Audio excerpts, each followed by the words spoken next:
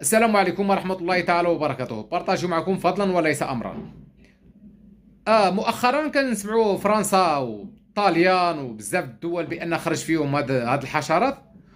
ايوا حنا كنا كنسمعوا بأن أوروبا راه بلاد نظيفة، والبلاد يعني كتبغي النظافة، وكيقولوا لنا راه في أوروبا راه حتى الشوارع كيغسلوهم، راه ما كاين حشرات، ما كاين ناموس، ما كاين دبان، ما كاين زرامات، ما كاين فيران.